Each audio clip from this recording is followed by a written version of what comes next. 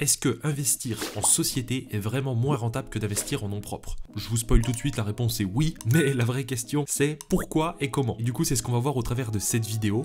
L'exemple que nous allons voir aujourd'hui au travers de cette vidéo est lui-même extrait d'une autre vidéo qu'on a sortie il y a quelques jours sur la SCI, mais c'était une vidéo beaucoup plus longue et beaucoup plus détaillée. Donc là l'idée aujourd'hui c'est de faire une vidéo brève qui permet de comparer les deux simplement, mais si vous avez déjà vu la première vidéo alors ça va peut-être faire doublon. Voilà, je préférais juste vous prévenir. Là on va voir un cas concret aujourd'hui d'une personne qui fait un investissement en nom propre et en société. On va comparer les deux, on va dire que les deux sont réalisés de la même manière en parallèle. Le projet est simple, on imagine que c'est un projet immobilier acheté en 2024, d'accord? Un appartement avec prix de revient 100 000 euros qui produit un loyer de 8 000 euros par an, donc rendement brut à 8%, qui va être conservé 25 ans, puis revendu. Et on va voir dans quel cas on paye le plus d'impôts. Et encore un spoil, c'est bien en société. Avant toute chose, la vidéo est comme d'habitude sponsorisée par nous-mêmes, puisque aucune marque nous sponsorise, donc il faut bien en trouver. L'idée c'est juste de vous présenter nos services pour les gens qui pourraient être intéressés. Donc on vous propose 3 services distincts. Le site agnierepatrimoine.fr qui s'occupe donc de tout ce qui est rendez-vous de conseils fiscaux, défiscalisation, stratégie patrimoniale, financement de vos projets, etc. Le site Agniere Investissement où on gère votre projet immobilier de A à Z, de l'achat à la rénovation en passant par l'ameublement, et on vous trouve en fait des biens dans notre zone d'investissement qui est juste incroyable, qui génère contractuellement à minima 8% de rendement brut et une moyenne réelle au-delà de 9%. Et le tout dernier service, le nouveau-né LMNP.ai, c'est un site qui est révolutionnaire où vous pouvez gérer votre comptabilité LMNP ou LMP et profiter de simulations et de conseils avec des experts, le tout sur un outil informatique ultra moderne et ergonomique avec des prix défiant toute concurrence. Donc l'idée c'est simple, vous rentrez les données, vous suivez le logiciel et à partir de là vous avez deux offres, l'offre expert comptable ou l'offre autonomie, et on va vous gérer votre comptabilité LMNP en ligne, générer votre case fiscale, l'envoyer au fisc depuis notre plateforme et vous avez tout sur un seul outil. N'oubliez pas que jusqu'au 31 décembre 2023, vous pouvez profiter de 15% de remise en vous inscrivant en avant-première sur notre site avec le lien dans la description. L'offre comptable est à 250 € l'année, plus après 108 € par bien supplémentaire, et l'offre autonomie est à 179 € l'année, tout compris nombre de biens illimité. C'est fini pour la sponsor, on va tout de suite passer sur la vidéo. On va voir déjà donc de maintenant, donc au moment où vous vous dites ah bah tiens je vais lancer un projet, au moment où dans 25 ans vous vous dites ah tiens j'ai vendu mon bien, exactement toutes les étapes qui se passent et quels sont les points de différence entre le fait d'investir en nom propre et d'investir en société à l'IS. Alors volontairement je dis société à l'IS, je précise pas si c'est une SCI, une SARL ou une SAS, puisque là on va partir du principe qu'on s'en fiche, c'est juste pour comparer vraiment la fiscalité perso de la fiscalité pro. D'abord on va commencer en 1 avec la création de la société. Donc déjà première chose, quand vous êtes en société à l'IS, vous allez avoir environ 1500 € de coût de création de société. Ok, bon, première dépense. En LMNP c'est gratuit puisque en faisant les démarches auprès de l'INPI avec le site procédure.inpi.fr, vous pouvez donc du coup le faire gratuitement depuis chez vous. Il existe des tutos sur internet dont certains sur ma chaîne pour créer du coup votre P0I ou votre FCMB si vous êtes en indivision pour vous immatriculer. Donc déjà pas de coût de création de société contre 1500 €. C'est une première économie mais voilà, c'est quand même 1500 € de gagner. 2. Le coût de la comptabilité tout au long de l'exploitation. Alors il faut savoir qu'en moyenne le coût d'une comptabilité qui génère peu de revenus ou qui a peu de lignes de compte avec peu d'opérations, ça va être à peu près entre 900 à 1200, 1300 € par an. Là dans mon exemple, on va partir sur une base simple, on va dire que ça vous coûte 1000 € par an. Donc sur 25 ans de détention, en société vous payez 25 000 € sur la durée, et si vous êtes en LMNP et que vous prenez par exemple chez LMNP.ai notre offre expert comptable, où vous déléguez un expert comptable la gestion complète, c'est 250 € par an. Ça va vous faire sur 25 ans 6250 €. Donc déjà là vous avez 4 fois moins de dépenses de comptabilité sur 25 ans. Donc là encore un avantage pour le LMNP.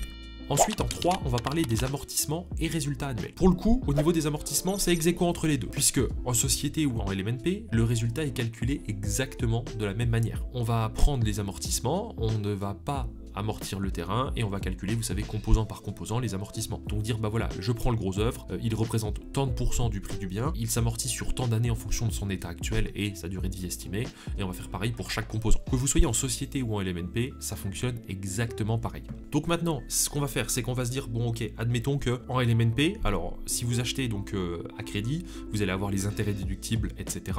Globalement, on va imaginer que vous avez un rendement net à 6,5 et on va dire que vous tenez 20 ans sans impôt dans le cadre du LMNP. Qui est tout à fait classique en ce moment avec les taux d'intérêt élevés. Tenir 20 ans avec 6,5% net, c'est à peu près la moyenne de ce qui se fait si vous achetez un appartement un peu ancien où vous allez faire des travaux, ou un appartement ancien où vous n'allez pas faire de travaux. Si vous achetez du neuf, vous allez payer certainement de l'impôt plus vite, mais vous allez payer que un peu d'impôt pendant très longtemps. Alors que si vous achetez de l'ancien, généralement vous n'allez pas du tout payer d'impôt pendant une période, mais un petit peu plus courte. De toute façon, si vous voulez comprendre, je vous invite à vous référer aux autres vidéos sur la chaîne qui traitent des amortissements, c'est beaucoup plus détaillé. On retient que vous payez pas d'impôt pendant 20 ans LMNP, et du coup ben, en société à l'IS, ce sera pareil, sauf que la seule chose qui va changer, c'est qu'en société à l'IS, vous aurez eu tous les ans plus de frais de compta. Qui veut dire plus de charges, veut dire bah, moins de résultats. Moins de résultats veut dire des amortissements mis en report, et donc bah, ça va décaler votre imposition. Donc dans mon exemple, même si c'est fictif, on va imaginer qu'en société, c'est pas 20 ans que vous tenez sans impôt, mais 22 du coup. On va imaginer qu'après, à la fin, une fois que vous êtes passé en positif, donc au bout de 20 ans LMNP et 22 en société à l'IS, on va dire que vous avez 4000 € de résultats net annuels, d'accord? Si vous êtes en LMNP, admettons que vous ayez une tranche d'imposition à 30% et du coup 17,2 de prélèvements sociaux, vous allez être taxé à hauteur de 1888 € par an pendant 4 ans en LMNP, donc de l'année sans impôt jusqu'au moment où vous allez vendre, donc de la 21e à 25e année. En société, votre résultat sera de 4000 €, mais que pendant 2 ans, de la 23e à 25e année. Sauf qu'en société, vous n'êtes pas taxé à l'IR et aux prélèvements sociaux, mais à l'impôt sur les sociétés. Et là, comme on a que, entre guillemets, 4000 € de résultats, eh bien, vous êtes dans une tranche d'imposition des sociétés à 15%, ce qui vous fait 600 € par an pendant 2 ans. Donc là, pour le coup, dans cette partie, avantage à la société par rapport au LMNP. 4. La plus-value économique de long terme. Félicitations, ça y est, ça fait 25 ans que vous possédez votre bien et il est maintenant temps de le revendre. Si en 2024, vous l'aviez acheté 100 000 €, alors maintenant on est en 2049, il y a eu l'inflation, votre logement a dû prendre de la valeur de par les mécanismes économiques dans lesquels on va pas rentrer aujourd'hui. Bref, on va dire que vous le vendez 150 000 € votre appartement. En LMNP, vous êtes un particulier, donc pas de question, taxe des particuliers. Déjà, ça vous le savez peut-être pas si vous n'êtes pas trop calé sur le sujet de la gestion de patrimoine, mais quand en nom propre vous possédez un bien plus de 5 ans, eh bien vous avez le droit à une majoration du prix de revient de votre bien de 22,5%. Donc si vous aviez acheté l'appartement 100 000 €, eh bien du coup, il vous revient aujourd'hui à 122 500 au niveau d'administration fiscale. Le calcul n'est pas tout à fait juste parce que normalement, si je dis 100 000 € en prix de revient, ça veut dire qu'il y avait les frais de notaire, mais on va pas compliquer la vidéo. Retenez qu'on retient 122 500 €. Donc qu'est-ce qui va être taxé? Bah, c'est la plus-value. La plus-value, c'est simple, c'est la différence entre votre prix de vente et votre prix de revient. Donc 150 000 moins 122 500 égale du coup 27 500 € de plus-value. Comme vous êtes un particulier, on regarde le tableau des plus-values. Au bout de 25 ans, le taux global de taxation est de 7,7%, soit une taxe sur la plus-value de 2117 €. Ça va, sur 50 000 de plus-value, vous payez 2117 €. En vrai, c'est raisonnable. En société, il n'y a pas d'abattement ni de majoration du prix de revient. La plus-value réelle économique, c'est 50 000 €, hein, pas de prix ajouté, pas de réduction, non. Et en fait, en société, il n'y a pas un tableau de taxes des plus-values des sociétés, c'est juste que la plus-value va s'ajouter en fait dans votre résultat fiscal l'année de la vente. Donc ça veut dire que dans votre bilan, il y aura écrit résultat net annuel 50 000 €.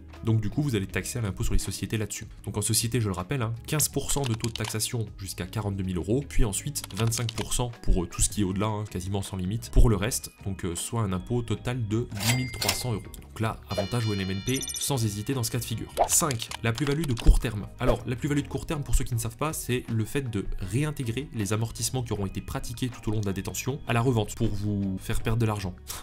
Globalement, c'est ça. En fait, la plus-value de court terme, c'est facile puisqu'en LMNP, il n'y en a pas. Donc là, le LMNP, c'est 0. Et c'est ça qui en fait une niche fiscale intéressante au LMNP, c'est que vous profitez des amortissements lors de la détention du bien. Donc hop, vous êtes tranquille, 20 ans sans impôt grâce aux amortissements, ou en partie grâce aux amortissements. Et ensuite, bah, on les oublie quand vous vendez. Donc trop bien, vous avez eu l'avantage, mais vous n'avez pas l'inconvénient. Par contre, en société, toutes les sociétés d'ailleurs, hein, qui sont à l'IS, les amortissements sont réintégrés à la revente. Alors là, au bout de 25 ans, on n'aura pas forcément amorti 100 000 €, déjà parce qu'on n'amortira jamais 100 000 €, comme le terrain n'est pas amortissable, bah déjà la valeur terrain ne sera jamais amortie. Imaginons que le terrain représente 10%, ce qui fait 10 000 €. En toute logique, si vous aviez amorti totalement votre bien, vous l'auriez amorti à hauteur de 90 000 €. Mais comme là, on est sur 25 ans, vous n'allez pas avoir amorti tout le bien. Par exemple, quand vous avez amorti à la base votre composant, gros œuvre, eh bien, vous l'avez peut-être amorti sur une durée allant de 40, 45, 50, 70 ans, en fonction de l'état du bien. Donc au bout de 25 ans, ce n'est pas totalement amorti. Je vais passer les détails, on va pas faire de vraies simulations, bien que on pourrait en faire une, hein, si on avait un cas concret et tangible. On va dire que vous avez amorti 70 000 € sur le total, d'accord, sur les 90. Donc là, vous vendez le bien, la plus-value à court terme, votre comptable vous dit, bah, c'est 70 000 € puisque tu as amorti 70 000 €. Donc ces 70 000 € sont réintégrés dans le résultat et viennent s'ajouter à votre bénéfice de l'année, un peu comme la plus-value de long terme qu'on a vu avant. Sauf que, comme vous avez déjà la plus-value de long terme qui rentre dans le résultat à hauteur de 50 000 €, là, la plus-value de court terme de 70, eh bien, d'office, elle est taxée à 25%, puisque vous avez déjà dépassé le seuil des 42 pour le taux réduit à 15%. Donc là, pas de question qui se pose, bam, 17 500 € de taxe. Pour rappel, en LMNP, c'est 0. Donc très gros avantage sur ce point au LMNP. 6. La récupération du patrimoine et de vos fonds. Bon, vous vous dites, ok, mauvaise nouvelle du comptable, en société je me suis bien fait avoir, enfin j'ai payé cher en tout cas, c'est pas grave, j'ai vendu mon logement, allez, je vais récupérer mes fonds, moins les taxes, ça va aller. Eh bien non, pas du tout, puisque quand vous allez vendre votre bien, ce qui va se passer, donc en LMNP, c'est que vous allez chez le notaire, vous allez signer la vente, le notaire va vous dire, ok, je vous verse les 150 000 € moins les 2117 de plus-value que je retiens au titre de la plus-value, donc dans 2 à 3 jours, vous allez recevoir un virement de 147 883 € sur votre compte, au revoir monsieur, au revoir madame. Par contre, quand vous êtes en société, Le notaire, il va vous verser l'intégralité du prix de vente, donc les 150 000 € à votre société, enfin sur le compte de votre société. Le comptable va vous dire, eh oui, n'oubliez pas, vous avez eu la plus-value de long terme et de court terme, donc vous allez prendre 25 800 € au total d'imposition à l'IS dans la tête. Aïe, ok. Bon, on se dit, ah, c'est pas grave, il reste 124 200 €, ça va, sauf que...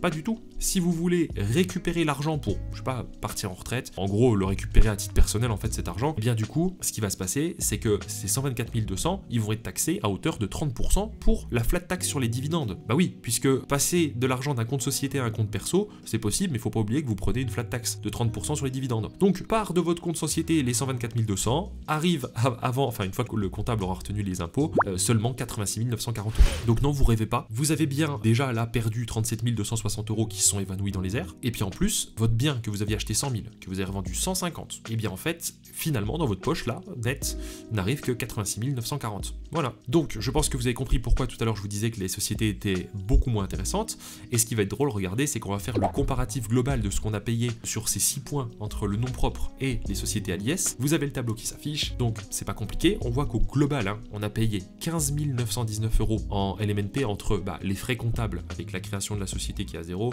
la gestion comptable, les impôts au titre de l'impôt sur le revenu des résultats et la taxe sur la plus-value. Donc là, c'est vraiment tous les frais et charges liés au truc. 15 919.